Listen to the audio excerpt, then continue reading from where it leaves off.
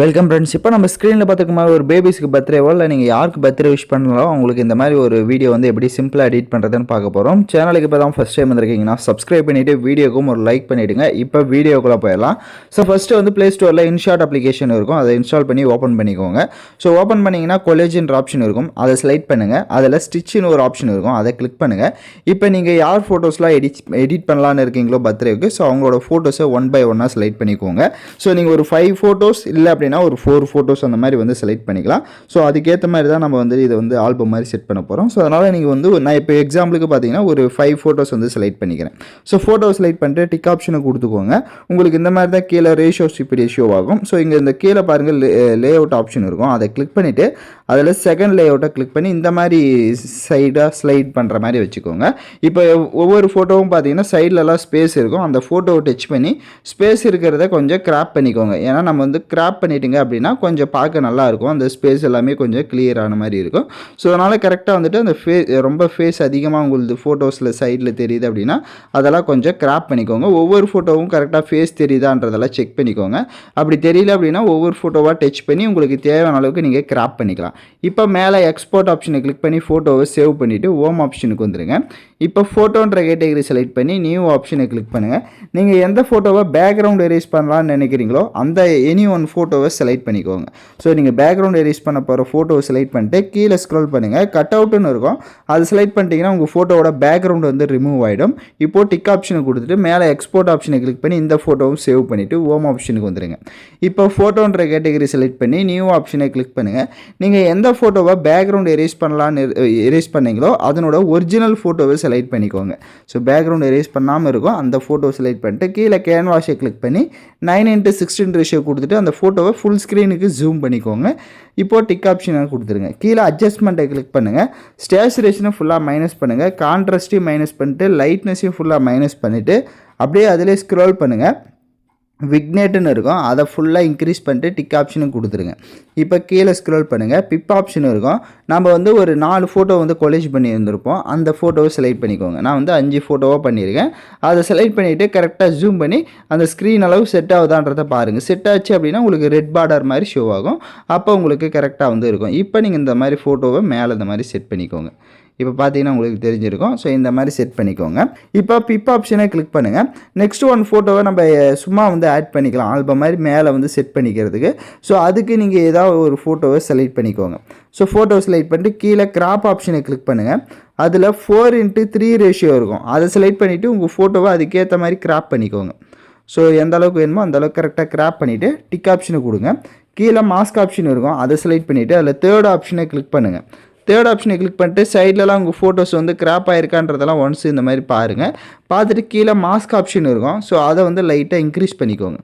So கொஞ்சம் increase பண்ணிட்டீங்க அப்படின்னா நமக்கு கொஞ்சம் அந்த ஃப்ரேம் வந்து பார்டர் வந்து ஷோ ஆகும். ஸோ இந்த மாதிரி லைட்டாக இன்க்ரீஸ் பண்ணிக்கோங்க, ரொம்ப இன்க்ரீஸ் பண்ண வேணாம். ஒரு 6லேருந்து 10க்குள்ளே எப்படி வேணுமோ இன்க்ரீஸ் பண்ணிட்டு அந்த ஃபோட்டோவும் ஜூம் பண்ணிக்கோங்க.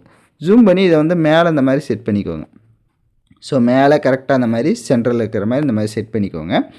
அந்த ஃபோட்டோவுக்கு ரைட் சைடு அட்ஜஸ்ட்மெண்ட்டில் போய்ட்டு அதுக்கு ஸ்டேச்சுரேஷன் நீங்கள் மைனஸ் பண்ணுறதா இருந்தால் மைனஸ் பண்ணிக்கலாம், இல்லை கலர்ஃபுல்லாக விடுறதா இருந்தாலையும் விட்டுருங்க. இந்த மாதிரி கலர்ஃபுல்லாக விடுறதா இருந்தாலையும் விட்டுறலாம். இப்போ பிப் ஆப்ஷனை கிளிக் பண்ணுங்கள்.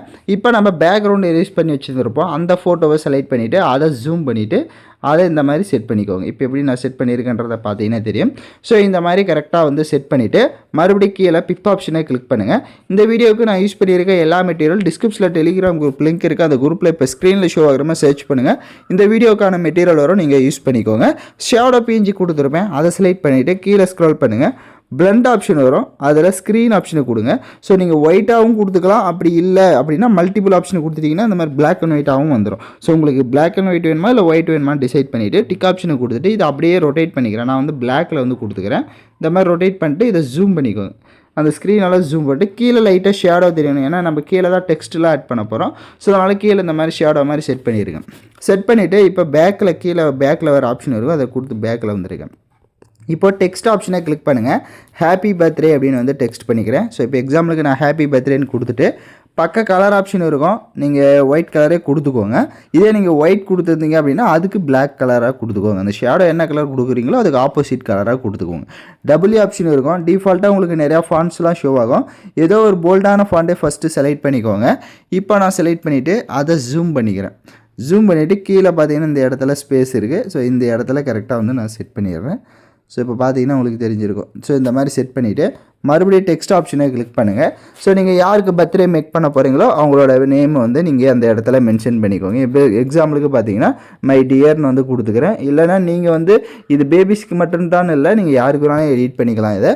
ஸோ நெக்ஸ்ட்டு அதை செலக்ட் பண்ணிவிட்டு கலர் ஆப்ஷனை கிளிக் பண்ணிவிட்டு இப்போ வேறு ஏதாவது ஃபாண்ட்ஸை வந்து நீங்கள் ஆட் பண்ணுறதா இருந்தால், அதாவது கலரை வந்து டெக்ஸ்ட்டுக்கு வேறு கலர் கொடுக்குறதா இருந்தால் கொடுத்துக்கோங்க.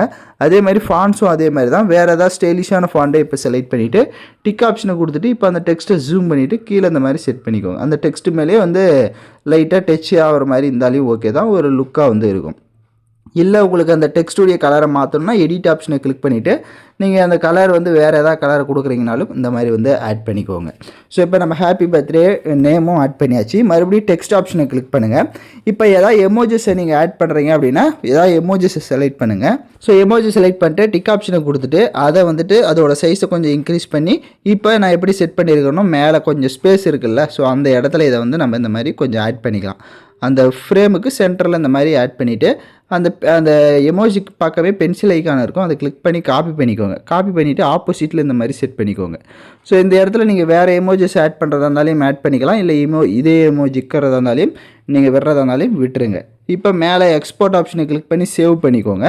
ஹோம் ஆப்ஷனுக்கு வந்துருங்க. வீடியோன்ற கேட்டகரி செலக்ட் பண்ணி நியூ ஆப்ஷனை கிளிக் பண்ணி நம்ம எடிட் பண்ண ஃபோட்டோவை செலக்ட் பண்ணுங்கள்.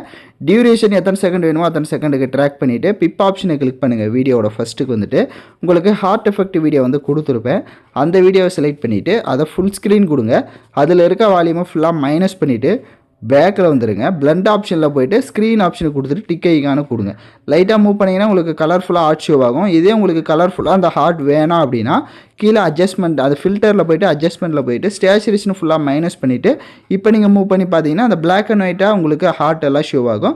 ஸோ உங்களுக்கு எந்த மாதிரி வேணுமோ நீங்கள் கலர்ஃபுல்லாக கொடுக்குறதா இருந்தாலும் கொடுத்துக்கலாம், இல்லை இந்த மாதிரி கொடுக்குறதா இருந்தாலும் கொடுத்துக்கோங்க. இப்போ வீடியோவோட ஃபஸ்ட்டுக்கு வந்துட்டு கீழே ஆடியோவை கிளிக் பண்ணி மியூசிக்கை கிளிக் பண்ணி மை மியூசிக்கை கிளிக் பண்ணுங்கள். உங்கள் கேலரியில் இருக்க சாங்ஸ் எல்லாம் ஷோ ஆகும். நீங்கள் என்ன சாங் ஆட் பண்ணலான்னு நினைக்கிறீங்களோ அதை வந்து ஆட் பண்ணிக்கோங்க. நெக்ஸ்ட் எல்லாம் கம்ப்ளீட் பண்ண வாட்டி நீங்கள் வீடியோவை ப்ளே பண்ணி பார்க்கும்போது வீடியோ உங்களுக்கு விஷுவலாக பார்க்க சூப்பராகவே ஷோ ஆகும். ஸோ இதை வந்து நீங்கள் யாருக்கு வேணாலும் டெடிகேட் பண்ணலாம். ஸோ யாரெல்லாம் கரெக்டாக எடிட் பண்ணீங்களோ கமெண்ட் பண்ணுங்கள். ஏதாவது டவுட்ஸ் இருக்குது அப்படின்னா ரிவைண்ட் பண்ணி பார்த்து எடிட் பண்ணுங்கள். இந்த மாதிரி வீடியோஸ்லாம் நீங்கள் தொடர்ந்து நம்ம சேனலில் பார்க்கணும்னா சேனலை சப்ஸ்கிரைப் பண்ணி லைக் பண்ணிவிட்டு பாருங்கள். தேங்க்யூ ஃபார் வாட்சிங் திஸ் வீடியோ.